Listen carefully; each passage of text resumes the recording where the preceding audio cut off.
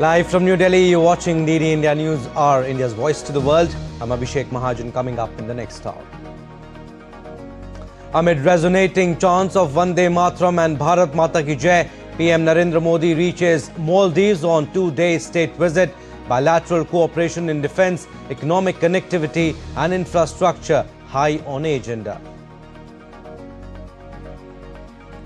PM Modi guest of honour at Maldives Independence Day celebrations. Progress in implementation of comprehensive economic and maritime security partnership in focus. Industry leaders hail India-UK trade agreement backed to boost exports, innovation and talent flow. Indian textile, gyms and jewellery sectors to benefit. Medical devices to get cheaper. Iran to hold nuke talks with European nations in Turkey today. Failure to resume negotiations would lead to international sanctions. And in chess, a historic all-Indian final of Women's World Cup. Humpy to face Divya Deshmukh in the summit clash.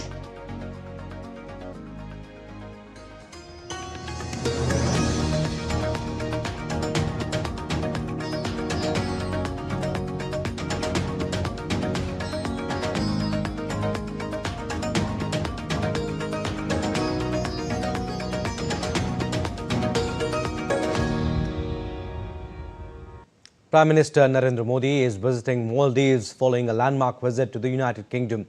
Earlier today, PM Modi landed in Malé to a ceremonial welcome. In a special gesture, President Mohammad Muizzu and his cabinet members received PM Modi at the airport. During the visit, Prime Minister Modi will hold discussions with President Mohammad Muizzu and jointly review the progress of comprehensive economic and security maritime partnership. Prime Minister Modi will also be participating in the 60th Independence Day celebrations of Maldives as the guest of honour. The Prime Minister received a warm and enthusiastic welcome from the Indian diaspora as he arrived at the airport. Waving flags and chanting slogans, members of the community gathered in large numbers to greet the Prime Minister.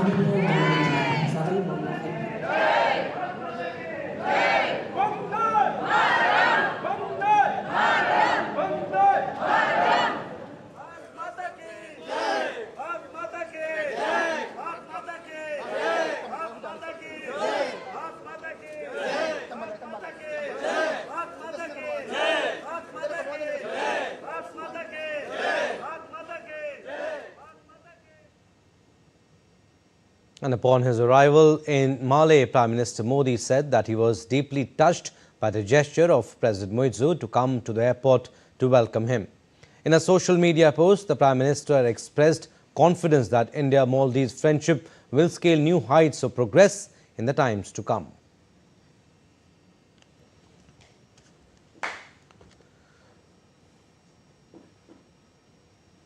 And DD India correspondent Shyama Mishra spoke to the diaspora about the excitement that reflected the strong emotional and cultural connect. Prime Minister Narendra Modi has arrived in Malé, Maldives, and this particular Indian community, Indian diaspora, was there to welcome him. Ma'am, how would you say this particular moment, how would you describe it, looking at our Prime Minister in a foreign land? Definitely, it's a moment of pride to see our Honorable Prime Minister here in Maldives. This would not happen if we were in India, so it's a very golden opportunity that we got it. It is a very proud moment for all of us that we got the opportunity to see our Prime Minister from so close. I think generally it is not possible. So very happy and a very proud moment for all the people who were able to come here. So we are very happy. We are so overwhelmed that we have no words to say. so close. We can see only it is possible outside India. It's really a dream. We've all watched him on TV and on the internet, but it's a privilege to have him meet here up close, greet him and shake hands with him. It's really a moment. It's a great moment. It's a great privilege for the Indians over here who are here to welcome Prime Minister, and it does make us feel all proud that the leadership our Prime Minister and the aura that our Prime Minister is carrying does reflect not just in the global south but across the globe. With camera person Shiva Kumar, this is Shama Mishra for DD India, Malé, Maldives. An Indian diaspora greeted PM Modi upon his arrival at the Kurumba village resort with a traditional Chau dance performance. PM Modi's visit reflects the importance India attaches to its maritime neighbour, Maldives, which continues to hold a special place in India's neighbourhood first policy and Vision Mahasagar.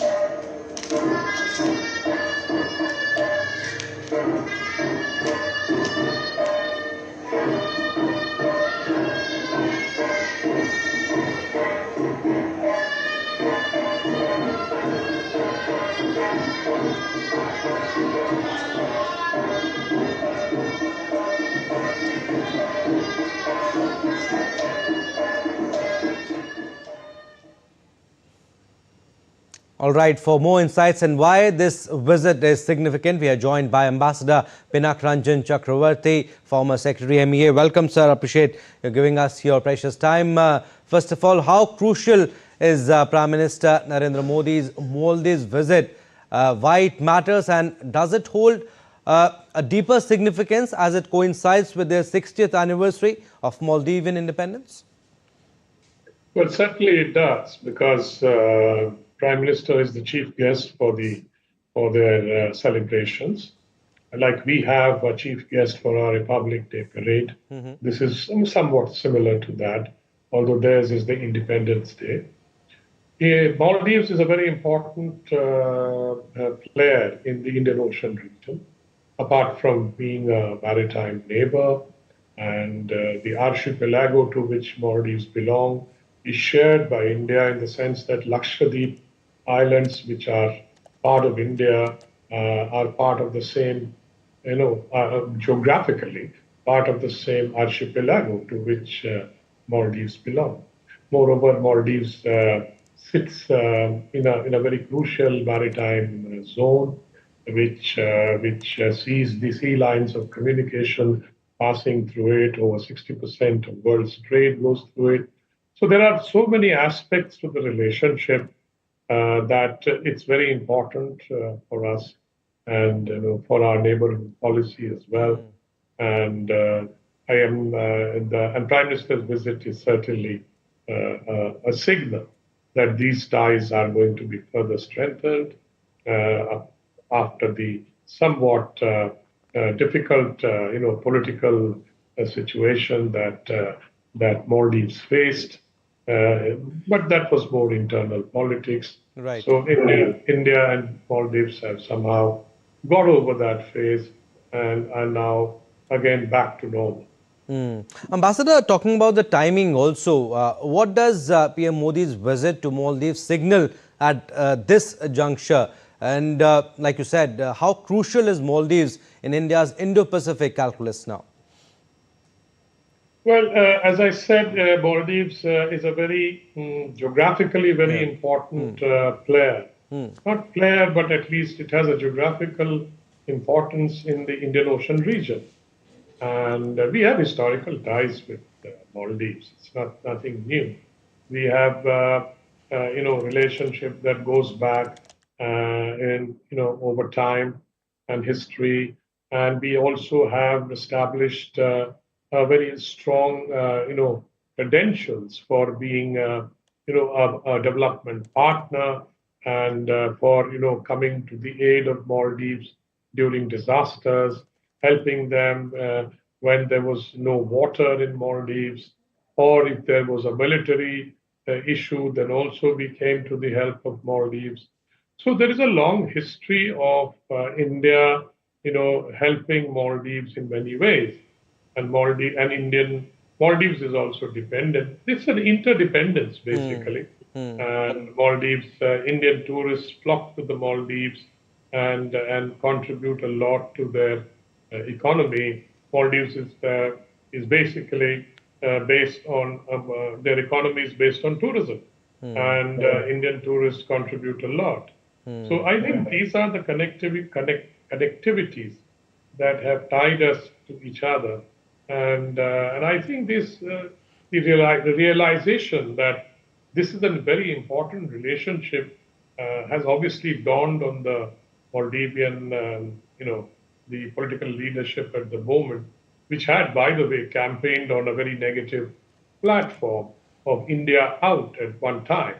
But then you cannot, politics is different, as I said, and it was a way of using some negative factors to win an election. It happens in our neighborhood quite often, actually. Politics India becomes a factor in India's politics, in domestic politics in our neighborhood. Right, and PM's engagements also will start in a while, around 3 p.m. Indian Standard Time.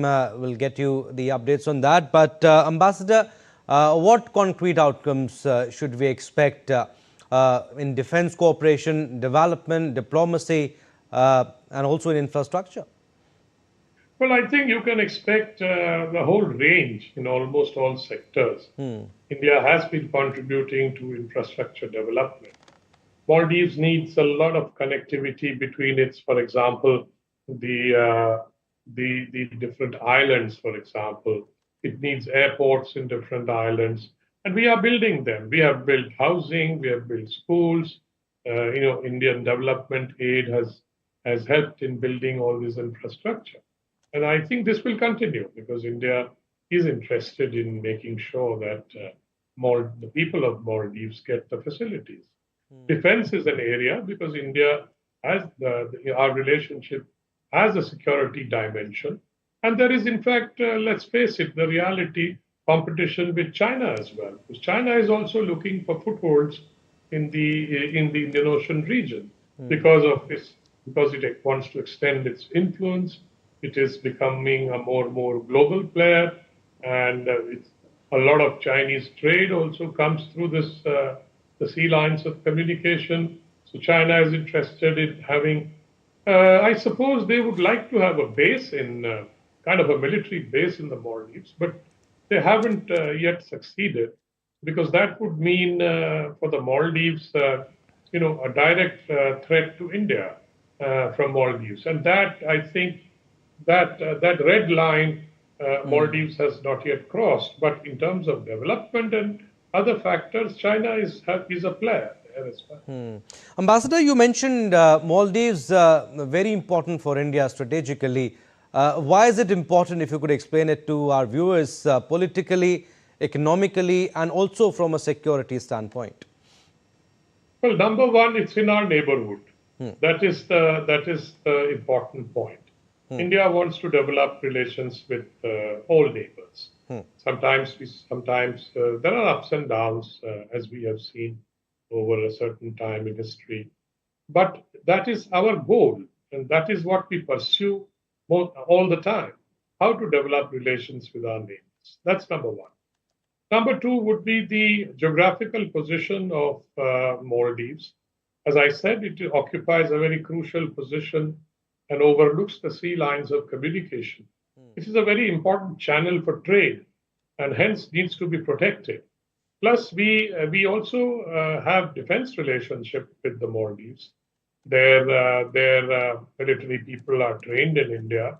We also provided them with some Coast Guard and other ships that help them, and also aircraft that goes from which is used for emergency to, let's say, airlift patients from different islands. As I said, there are so many islands on which people live, and they don't have access, land access. They only have to come by boat, which takes a long time.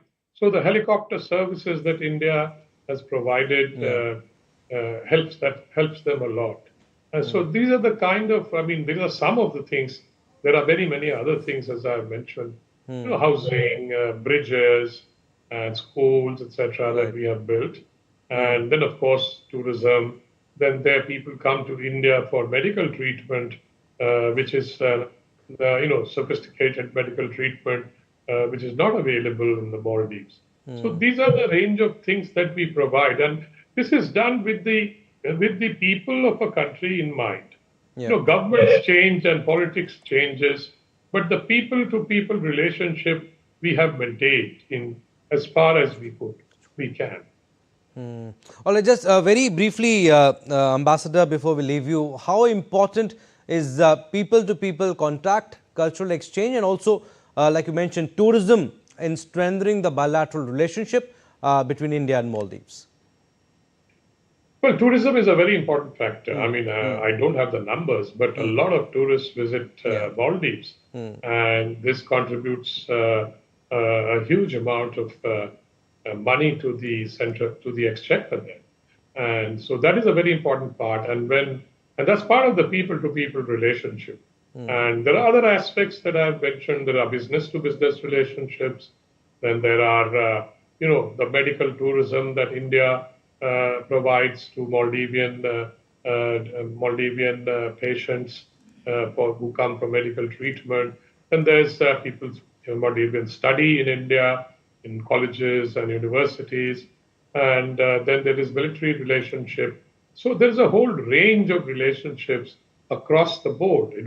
One can't say that this is important or that is important. All are important in my view.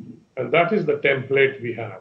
Absolutely. Prime Minister Narendra Modi in Maldives for 2-day state visit and to hold key talks with President Moise. We'll leave it at that. Thank you, Ambassador, for your insights. Thank you. Still to come on this edition of DD India News Hour. Thai army fires artillery at Cambodia border as tensions escalate between Thailand and Cambodia. French president says France to officially recognize Palestinian state at UNGA in September. World reacts. And high-stakes summit between European and Chinese leaders has wrapped up in Beijing. We'll get you latest on that.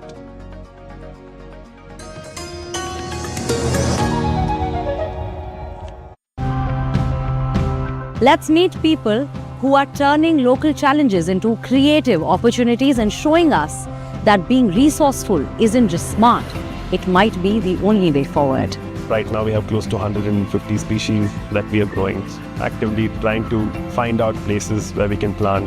And then we do the planting and then also take care of. We are also working to clean up and desilt rivers to restore their natural flow. These are water conservation, sustainable agriculture, and better waste management. We want to move away from a globalized, centralized system which can function as a network and compete with the large companies. Our motto is that all the farmers should switch to millet farming and nutritious food should reach people.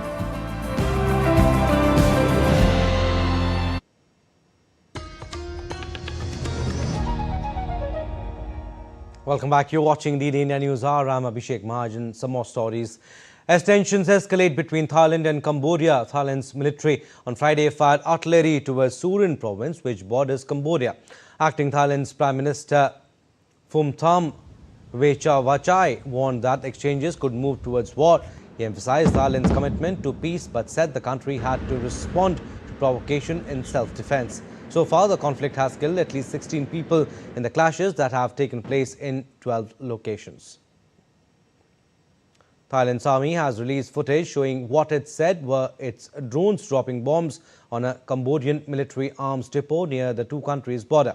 The United States, China and Malaysia, which is the current chair of the ASEAN regional bloc, have offered to facilitate dialogue, but Bangkok is seeking a bilateral solution to the conflict.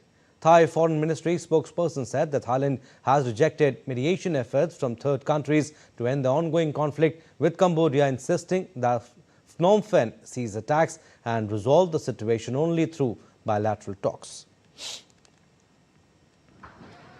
On the other hand, Cambodia's government spokespersons accused Thailand's army of attacking 8 locations with heavy weaponry and airstrikes. Also, Cambodia's foreign ministry has described Thailand's measures as reckless and brutal military aggression. Meanwhile, the UN Security Council will address the conflict on Friday.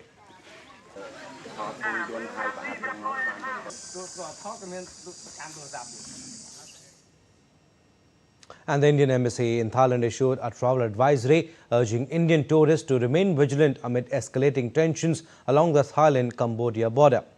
Due to ongoing unrest along the Thai-Cambodian border, Embassy of India in Thailand, I should say, said in view of the situation near the Thailand-Cambodia border, all Indian travellers to Thailand are advised to check updates from Thai official sources, including the TAT newsroom.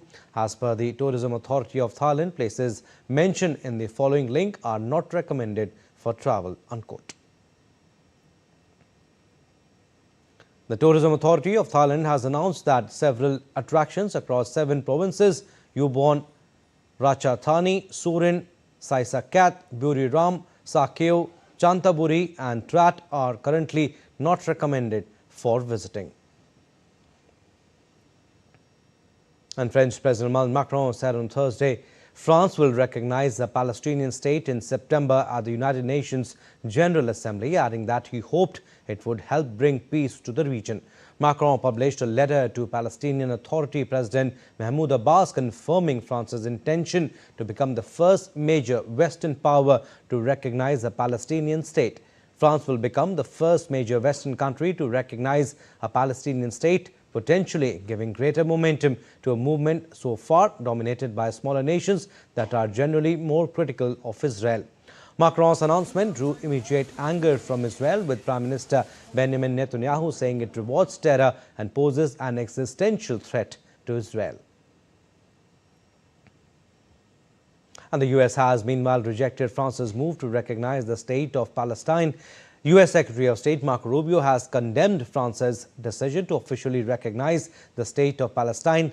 In a strong worded post on social media platform X, the top US diplomat has stated that decision is a slap in the face to the victims of the October 7 attack.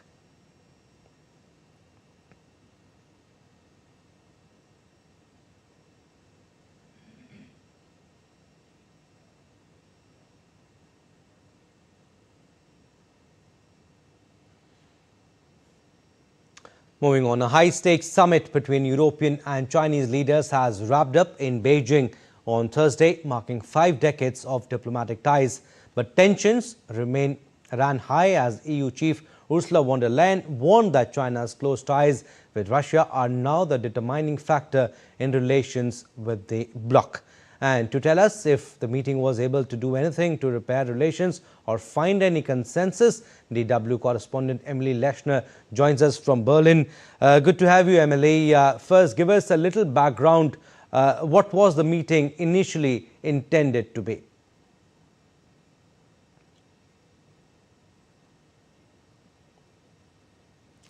Well, the meeting was meant to celebrate 50 years of diplomatic ties between Beijing and Europe. But instead, leaders use this as an opportunity to express their concerns over the current state of relations between the two powers, much of which is related to trade and what the EU sees as China's support of Russia. As you mentioned, it was cut from 2 days to 1 even before it started. It was initially planned to be hosted in Brussels, but Chinese President Xi Jinping declined the invitation. And so European Commission President Ursula von der Leyen and European Council President Alexander Costa ended up traveling to Beijing for the one-day event. So instead of a celebration of relations, the meeting was really used as a stage to reiterate grievances and flex how much pressure both powers are willing to put on one another to get what they want. Also, Emily, for the benefit of our viewers, what these grievances are?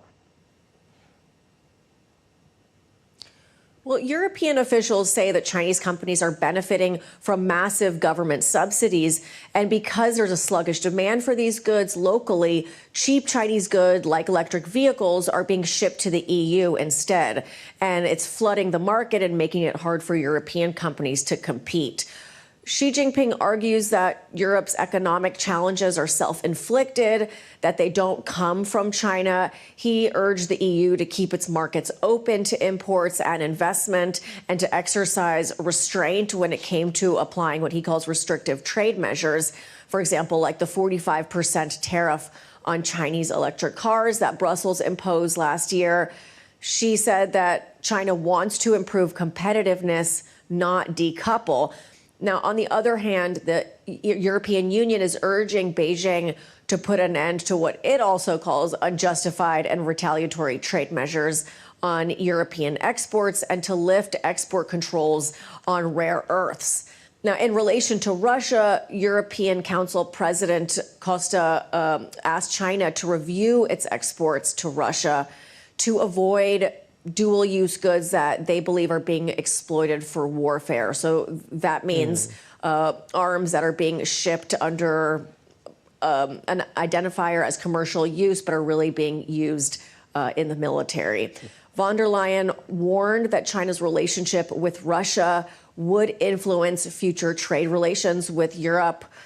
Brussels, for example, it has sanctioned many Chinese companies for facilitating the supply of goods that are used in arms production in Russia. They also hit 2 Chinese banks with sanctions for the first time earlier this month in retaliation for what they say is the financing of supply of weapons through cryptocurrency services. All right, Emily, we'll leave it at that. Thank you for getting us the latest on that story. Moving on, Iran is ready to engage in talks with the United States on its nuclear program, but only if Washington takes meaningful steps to rebuild the trust. Iran is set to meet on Friday in Istanbul with Britain, France and Germany, known as E3 nations, and the European Union's Deputy Foreign Policy Commissioner. Friday's talks will be held at the deputy ministerial level. Iran's Deputy Foreign Minister Qasem Gharibabadi said that to enter negotiations, Iran sought several key principles to be upheld. Iranian officials have warned that a move to reimpose sanctions would have consequences. Gharibabadi said earlier this week that it could force Tehran to withdraw from key non-proliferation agreements. This will be the first talks since Iran's 12-day conflict with Israel in June, which involved USB-52 bombers striking nuclear facilities in Iran. A similar meeting was held in Istanbul in May.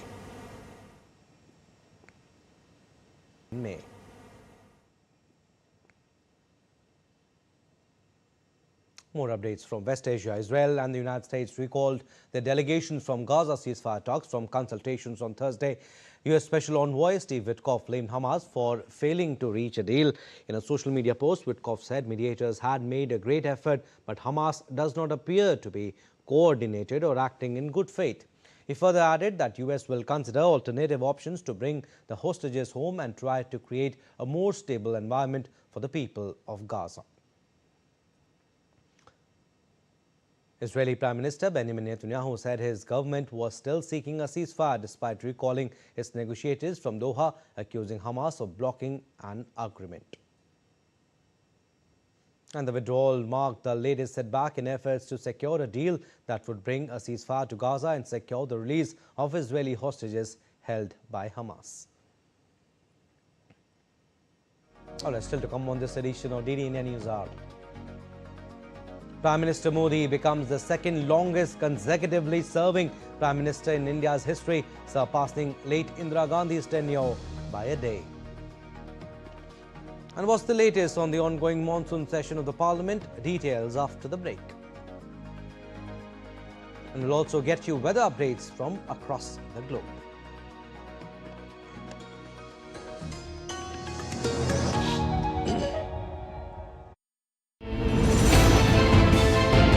Geopolitics and trade deals. Economic challenges amid development. Hard work and the path to prosperity. It's the economy always. Between walkers, money is what money does and says. Supply creates its own demand. Between the bulls pulls and bears tears. When supply chains globalization and India rises to the podium. We'll get you centered with the economic brief at 8 p.m. every Thursday on DD India.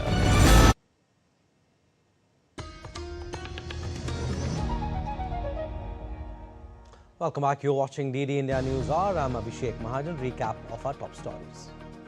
Amid resonating chants of Vande Mataram and Bharat Mata Ki Jai, PM Narendra Modi reaches Maldives on 2-day state visit. Bilateral cooperation in defence, economic connectivity and infrastructure high on agenda.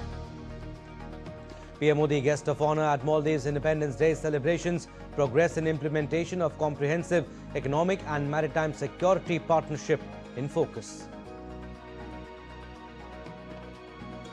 Iran to hold nuke talks with European nations in Turkey today. Failure to resume negotiations would lead to international sanctions. And in chess, a historic all-Indian final of Women's World Cup. Koneru Humpy to face Divya Deshmukh in a summit clash.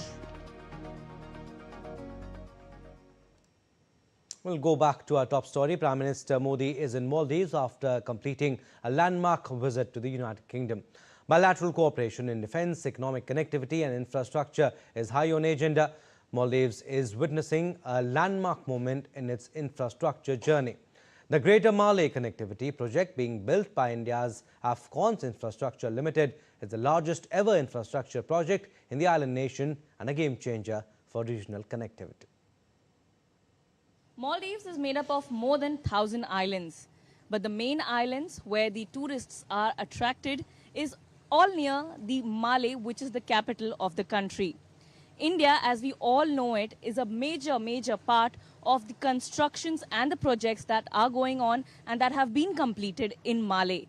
Behind me, if you see, this particular project is named as the Greater Malé Connectivity Project, and it's a 6.74 kilometer long bridge that is being constructed by India, and it will be the largest in Maldives.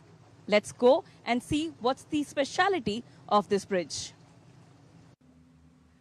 The Greater Malé Connectivity Project is the largest ever infrastructure project in the island nation and a game changer for regional connectivity. The 6.7 kilometers long bridge and causeway network will link the capital Malé with Velingili, Gulifalu and the industrial island of Thilafushi, ushering in a new era of seamless travel across the key islands. 3 major navigation bridges, each 140 meters long, will span deep water channels.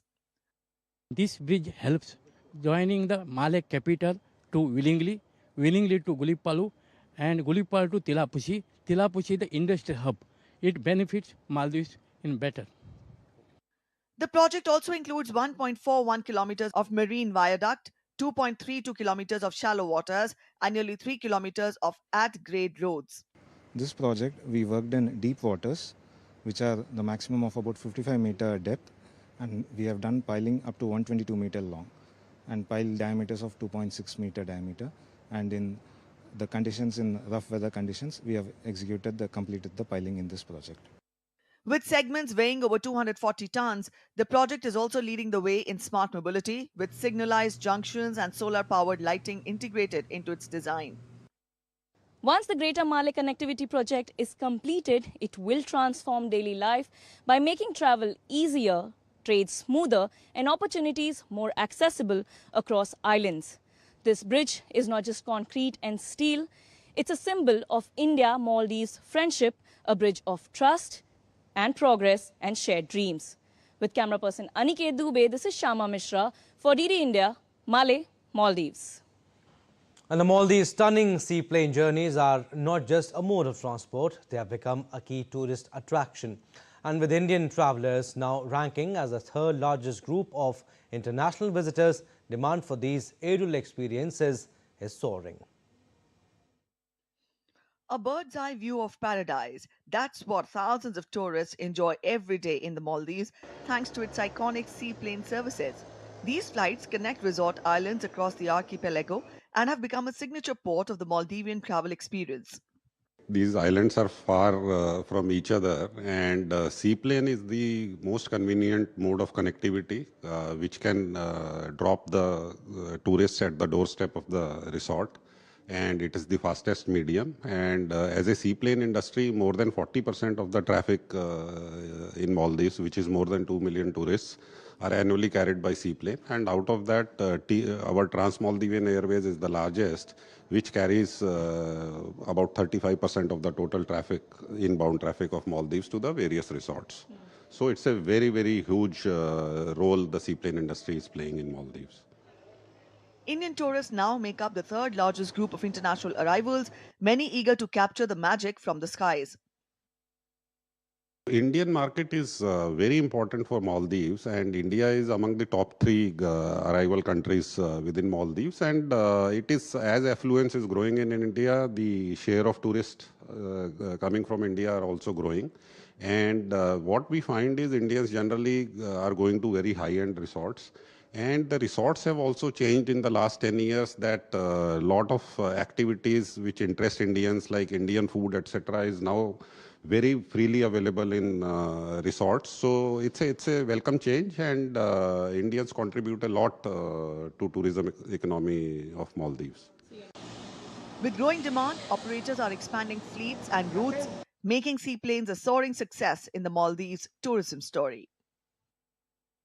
Seaplane tourism in Maldives is providing the tourism and the travelers a getaway to have an aerial view of the thousands of islands that Maldives has to offer. This particular activity is contributing to the country's GDP, and here it is an excellent opportunity for everybody to get connected to the thousands of islands and their resorts and enhance tourism. With camera person N.S. Sivakumar, this is Shama Mishra for DD India, Malé, Maldives. All right, we'll go across to DD India, Shama Mishra. She joins us on the phone line from Malé, Maldives. Shama, PM's engagements will start in a bit. Tell us what all is lined up today. We are hearing that Prime Minister would be soon coming to the Republic Square, and where he'll be getting the welcome ceremony, the official welcome, and then there'll also be a cultural performance, Guard of Honor. We are understanding that after the Republic Square event, the President of Maldives, Mohamed Muizzu, he and Prime Minister Narendra Modi, they'll be walking to the cultural procession and they'll be going to the President's office. The media team, have been asked to stay here at the President's office, where both the leaders would be coming here. After that, we are told that there'll be a meeting, and there'll be meetings from several ministers from both Maldives side and also from our Indian side. So there'll be some talks as well. There'll be also signing of the visitor book, and then there'll be also DLT, and there'll be some exchanges of MOUs that are scheduled for today. So this is the action-packed day for Prime Minister today, and we are understanding that the President of Maldives, Mohamed Muizzu, he came to the airport to receive Prime Minister Narendra Modi, and this definitely showcases a bold gesture, a very warm gesture from both the nations. We also saw how Indian community, how Indian diaspora, both at the airport and also at the Kurumba village where Prime Minister later went, they welcomed him with all the excitement, all the happiness. And while talking to them, we did understand that Prime Minister Narendra Modi has given them a new ray of hope, and they feel protected under his leadership. We also saw the Maldivian students giving a welcome to Prime Minister Narendra Modi own traditional way and in their own traditional dance, and the meetings over here which will be happening, we understand that they'll be on several areas, they'll be on several topics and subjects, including how we can share the best practices both from India and from Maldives. So the climate resilience issue, then the economic development, a host of other issues would be discussed over here, and something that we can learn from Maldives is how they are promoting tourism, how they are handling the tourism, and from India, Maldives is having a lot of projects that India is building. So India is helping the island nation, the archipelago, to be bold, to be robust, and to be infrastructurally sound. And in that, we also showed our viewers the Greater Malé Connectivity Project, which is being built by India, and it's almost 60% complete. It will be handed over to the citizens of Malé and other 3 islands, which will be connected by this particular bridge. And once it is ready, all the 4 islands would be seamlessly connected, and this will lead to a smooth trade.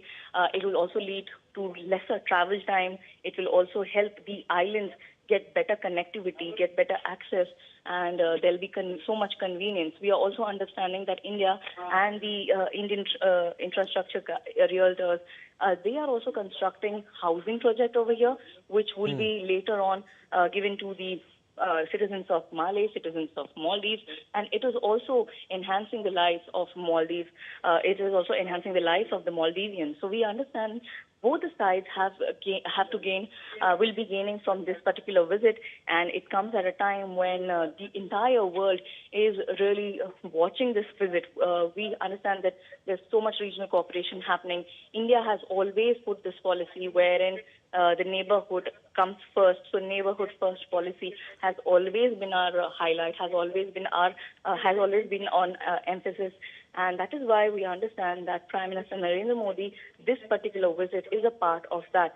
Both the nations through this visit will be reaffirming, will be deepening the ties, they'll be reaffirming the commitment, and after this visit we are hoping that there'll be another chapter, another book that will be written, because tomorrow when Prime Minister participates in the 60th celebrations of the Independence Day, it will not just mark the Independence Day celebrations, but it will also mark 60 years of diplomatic relations between the archipelago and India, the island nation of Maldives and India, and everybody is hoping how we can take this new chapter ahead. Yes, Sharma. So a lot of opportunities over here, a lot of discussions to be tabled over here, and we are hoping that not just Sharma, action-packed day ahead, like you said, and several MOUs are also expected to be signed. We'll leave it at that for the time being, but yes, we'll keep taking updates from you.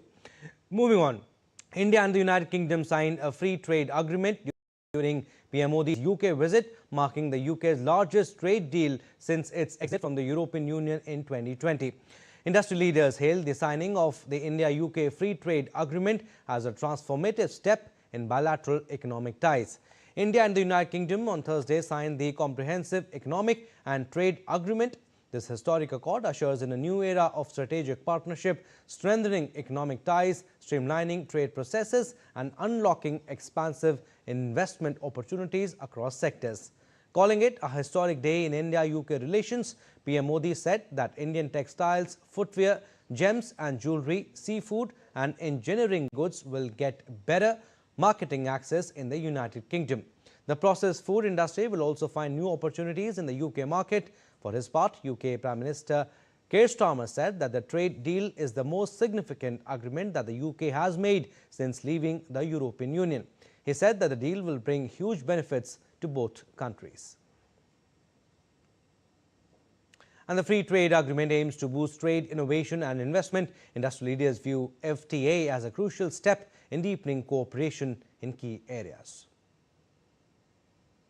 Encouragement of joint ventures in solar and hydrogen sectors envisaged under the agreement would help companies from both the countries to not only provide state-of-the-art solutions in both these countries but across the globe. The inclusion of business mobility under the agreement will allow for short-term business travel and would open up several opportunities in engineering services segment in UK and Europe through nearshoring. The recently agreed India-UK trade deal is a welcoming news. Great work by the leaders of both countries, especially Prime Minister Narendra Modi, who travelled to sign this landmark deal in the UK. By reducing tariffs and creating smoother trade pathways, this deal opens up even bigger opportunities. This is not just a trade agreement, it's a gateway to growth, collaboration and long-term success. This is a historic moment as far as the FTA is concerned. It is not just a business deal, it is actually a cultural bridge. This agreement actually opens doors for artists, the filmmakers, musicians to collaborate between these two great nations. Hats off and grateful to our Honorable Prime Minister Narendra Modi ji. All right, still to come on this edition of DD India News Hour. Canada announces 25% tariffs on imports from US.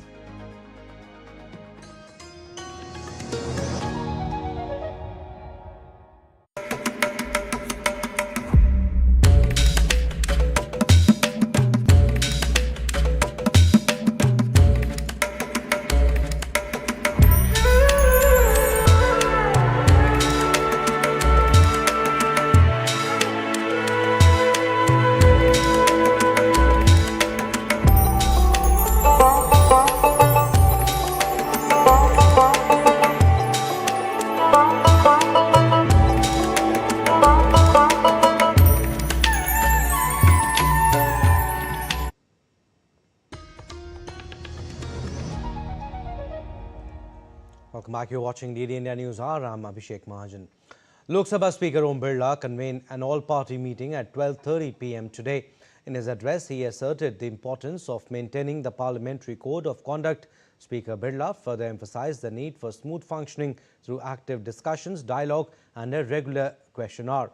Efforts are ongoing to reach consensus on his proposals aimed at promoting harmony and democratic engagement in Parliament. Meanwhile, Lok Sabha remains adjourned until 2 p.m. amid uproar in the House. Now, Prime Minister Narendra Modi has surpassed former Prime Minister Indira Gandhi to become the second longest serving PM of India in consecutive terms.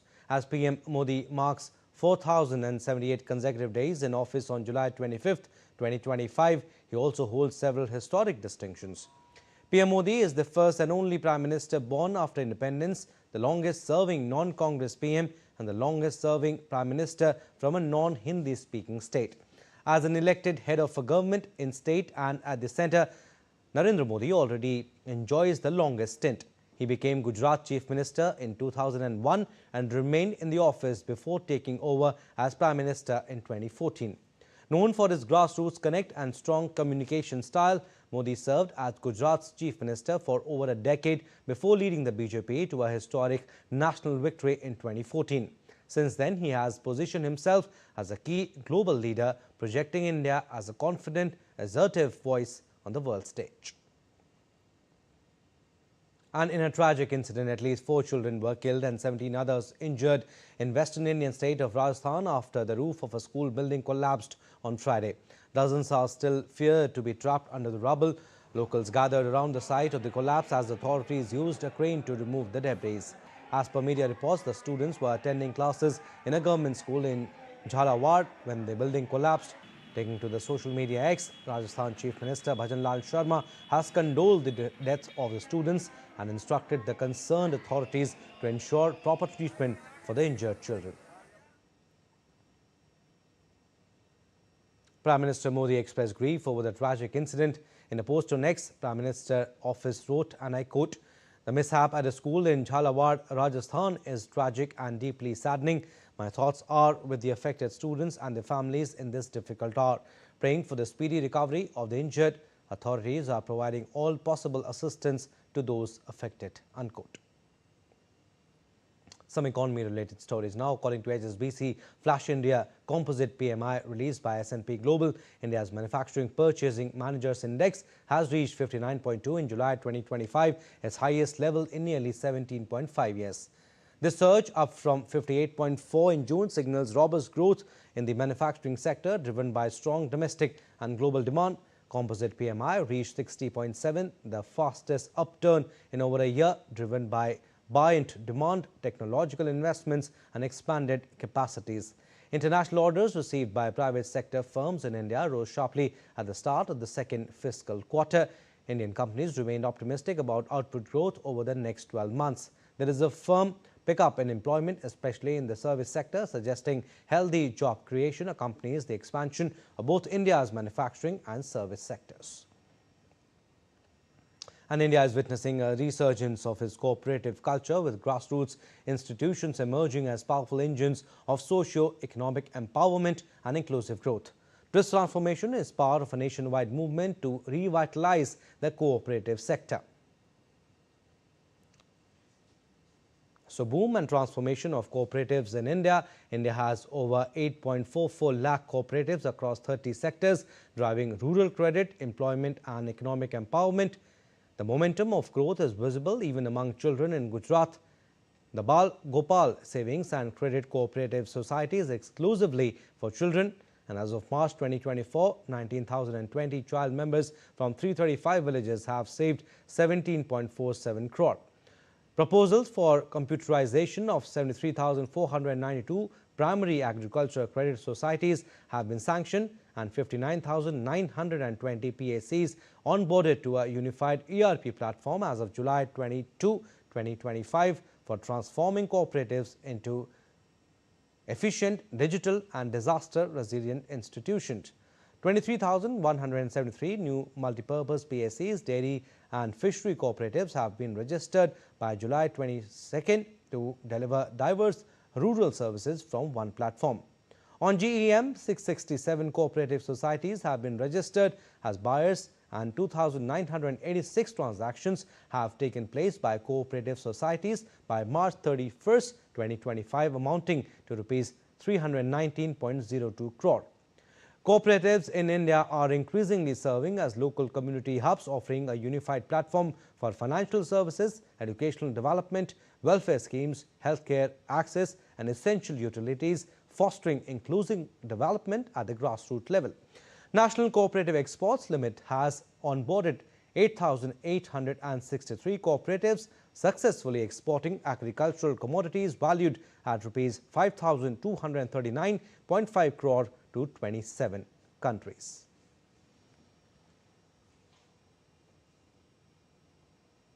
All right, sports updates now. In a groundbreaking moment for Indian chess, the 2025 Women's World Cup final will be an all-Indian clash. It's going to be Koneru Humpy versus Divya Deshmukh, two extraordinary players, two different generations and one ultimate goal.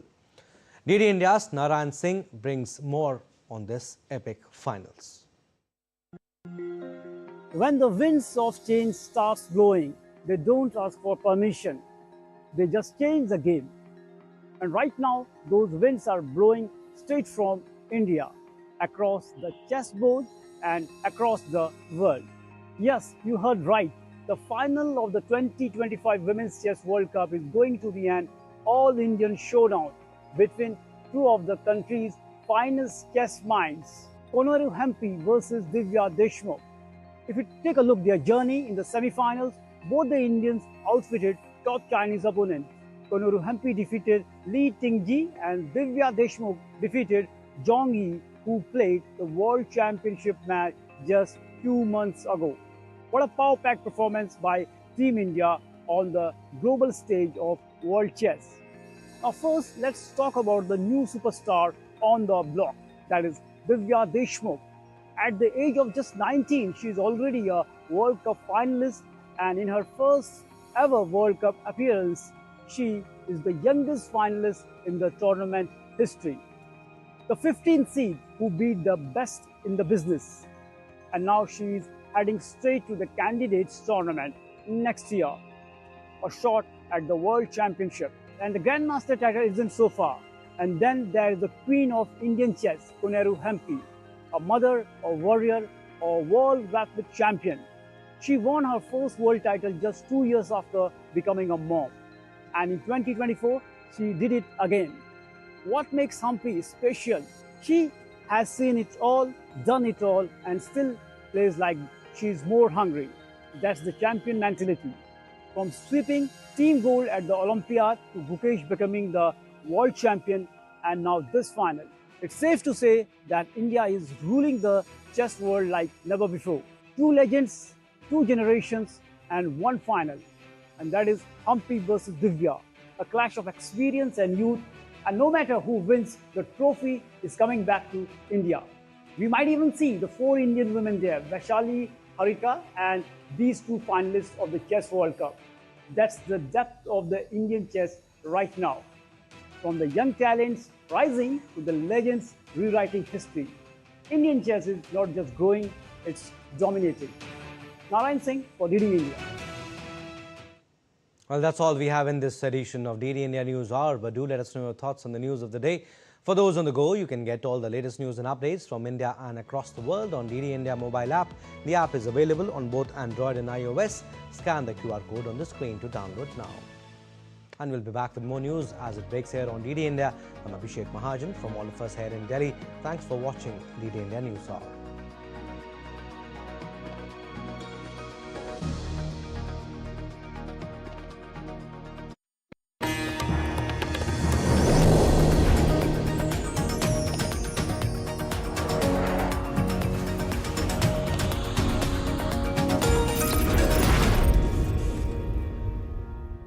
What are you watching, Dad? Don't you often say